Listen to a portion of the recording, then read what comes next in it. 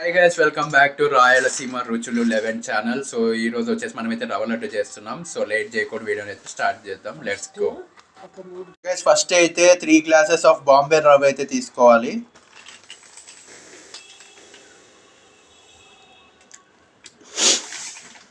So ఇలాగైతే తీసుకోవాలి. So చూస్తున్నారు కదా. సో ఇప్పుడు వచ్చేసి మనమైతే నెయ్యి అయితే తీసుకోవాలి. ఇప్పుడైతే మనము ప్యాన్ అయితే పెట్టుకొని అందులోకి అయితే నెయ్యి అయితే వేసుకోవాలి. సో కొద్దిగా మనమైతే ఈ రవ్వనంతా వేయించుకోవాలి. సో చూస్తున్నారు కదా, అది వేయించుకొని మనమైతే ఒక బేషన్లోకి అయితే ఇలా అయితే తీసుకొని దాంట్లోకి అయితే వేసుకోవాలి కొంచెంగా ఇలా.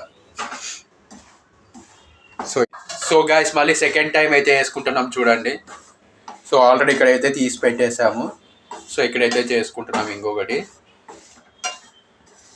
సో మీలో ఎంతమందికి ఈ రవ్వ లడ్డు అంటే ఇష్టమో కింద కామెంట్ చేయండి, చూద్దాం ఎంతమందికి ఇష్టమో. ఇక్కడ మనం ఎంత రవ్వ అయితే తీసుకున్నామో అంతే దానికి తగ్గట్టే మనము చక్కెర కూడా తీసుకోవాలి.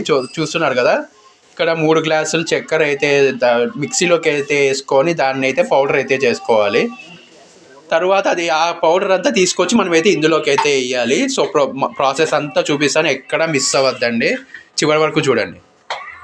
అండ్ మనము చక్కెర అంతా పౌడర్ అయితే మిక్సీలో వేసుకున్న తర్వాత ఇలాగైతే పౌడర్ అవుతుంది. సో చూస్తున్నారు కదా, ఇలాగైతే మనము కలుపుకోవాలి మొత్తం. సో చూస్తున్నారు కదా, ఇట్లా వైట్గా బాగా పొడి నీట్గా అయ్యింది. సో నెక్స్ట్ మనం వచ్చేసి గోడంబి, ద్రాక్ష ఇవైతే మనము తరువాత అయితే వేసి ఇందులోకి అయితే వేసి మనం ఇంకా బాల్స్ కట్టడం.